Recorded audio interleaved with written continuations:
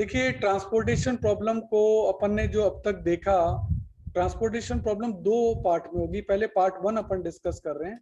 Part one में सबसे पहले अपन ने डिस्कस किया था नॉर्थ वेस्ट कॉर्नर मेथड, फिर लीस्ट कॉस्ट या लोएस्ट कॉस्ट एंट्री मेथड।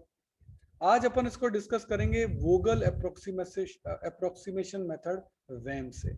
और ज्यादातर मैं आपको बता रहा हूँ ये वैम से ही पूछा जाएगा आपसे, मैं आपको बता रहा हूँ सबसे ज्यादा, क्योंकि सबसे ज्यादा ऑथेंटिक मेथड यही है।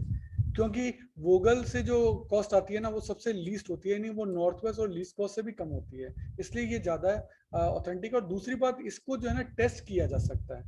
वोगल को पार्ट टू में हम यही सीखेंगे कि इसको टेस्ट कैसे किया जाए कि आपका सॉल्यूशन सही है या नहीं है। तो एक होता है टेस्टिंग स्टोन मेथड, वो तो नॉर्मली कोर्स में आपके नहीं आता है, आपके आता है मोडी मेथड, इसको यूवी मेथड भी कहते हैं।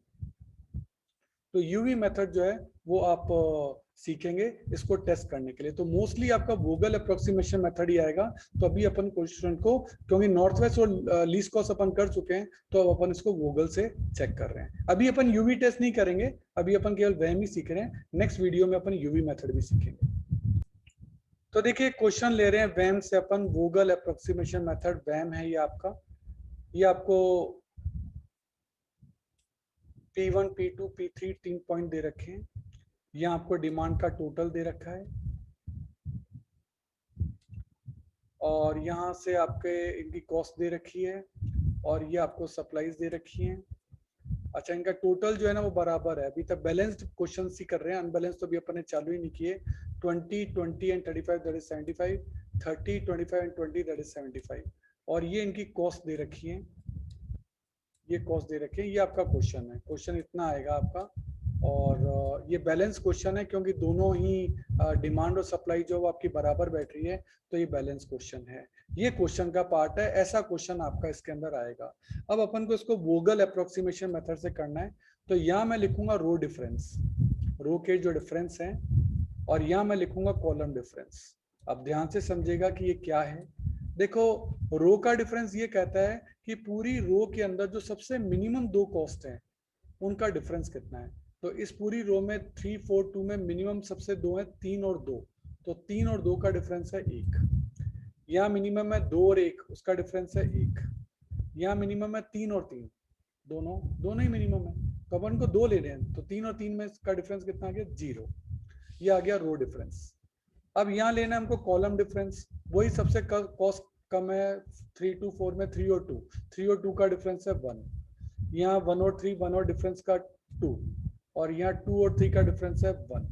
तो इस तरीके से यहाँ अपन ने रो डिफरेंस देख लिया, और यहाँ हमने कॉलम डिफरेंस देख लिया।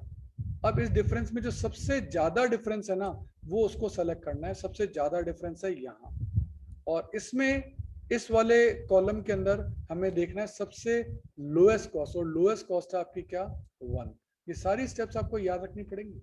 अब लोएस्ट कॉस्ट आपकी 1 है, उसमें आप 25 क्वांटिटी भी ले जा सकते हो और 20 भी। तो ऑब्वियस है आप जो ज्यादा 20 ही क्वांटिटी आप ले जा पाओगे, क्योंकि जब डिमांड ही 20 की है तो सप्लाई 25 कैसे करोगे। तो आप 20 ले जा पाओगे। इस कंडीशन में क्या होगा, यहाँ से 20 कट जाएगा, यहाँ बचेगा 0, और यहाँ लिख देंगे हम 20, और यहाँ भी 25 में से 20 कट जाएगा, तो यहाँ बचेगा आपका कितना, 5।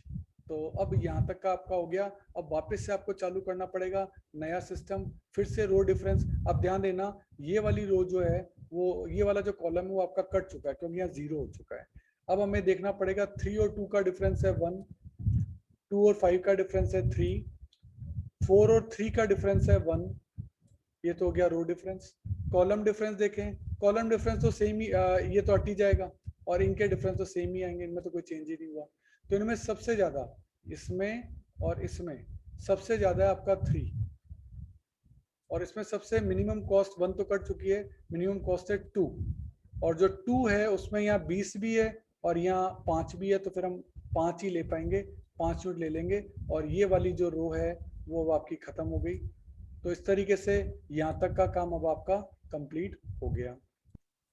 नाउ अब वापस से रो डिफरेंस चालू करते हैं। 3 एंड 2 का डिफरेंस 1, ये तो रो खत्म ही हो गई, तो डैश कर दो। यहाँ 4 एंड 3 का डिफरेंस 1, यहाँ अपन बात करते हैं तो 3 एंड 4 का डिफरेंस आपका आ रहा है 1, और ये तो खत्म ही हो गया। यहाँ 2 एंड 3 का डिफरेंस 1, तो ये तो सारे ही 1 आ रहे हैं, यहाँ तो सारे ही 1 आ रहे हैं, तो अब ऑब्वियस है इनमें टाई हो गया। तो अब इन सभी 1 में से कोई एक लेना है अपन को, वो लेना वो है जहाँ कॉस्ट सबसे कम हो। यहाँ कॉस्ट है 3 और 4 की, यहाँ कॉस्ट है 2 और 3 की, यहाँ कॉस्ट है 2 और 3 की, यहाँ कॉस्ट है 3 और 4 की। तो 2 सबसे कम है, तो इस 2 को अपन ले लेते हैं। तो ये 2 कॉस्ट अपन ने ली, यहाँ है 30, यहाँ है 35, तो 30 आ जाएगा। यहाँ अपन ने 30 ले लिया, और ये पूरी की पूरी जो रो है ये आपकी खत्म हो गई। इस 35 में से भी 30 चला गया, तो यहाँ बच गया आपका 0। अब जब बचे ये 2 हैं, 4 और 3, तो इनमें से यही आना है अब तो, और तो इस रो यही रो आनी है। और इसमें कॉस्ट कम कौन सी वाली है? 3 वाली। तो ये ले लो, नहीं तो डिफरेंस निकाल लेते हैं। यहाँ तो कोई डिफरेंस निकलेगा ही नहीं, क्योंकि एक एक ही डिजिट है। और यहाँ डिफरेंस निकलेगा इसमें, तो इसमें लेना है अपन को।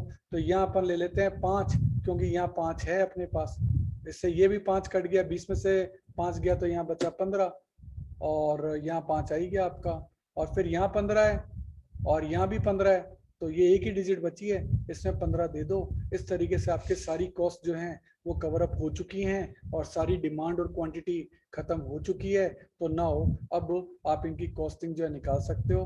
हम ले सकते हैं सबको बारी बारी से, तो एक एक करके अपन लेते हैं। यहाँ अपन ने लिया 30 इंटू 2, ये कॉस्ट है भाई। इसका मतलब हो गया कि 30 क्वांटिटी पे 2 रुपए लग गए आपके। तो 30 इंटू 2 60। फिर आपने यहाँ लिया 5 इंटू 2, 5 इंटू 2। फिर यहाँ लिया 20 इंटू 1, 20 इंटू 1। फिर आपने लिया 15 इंटू 4, 15 इंटू 4। और यहाँ आपने लिया 5 इंटू 3, 5 इंटू 3। तो ये आपकी कॉस्ट आ गई 165।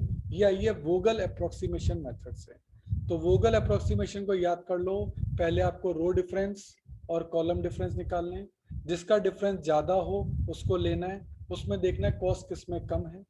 कॉस्ट में अगर टाई हो जाए तो फिर लेना किसमें क्वांटिटी ज्यादा कवर हो सकती है।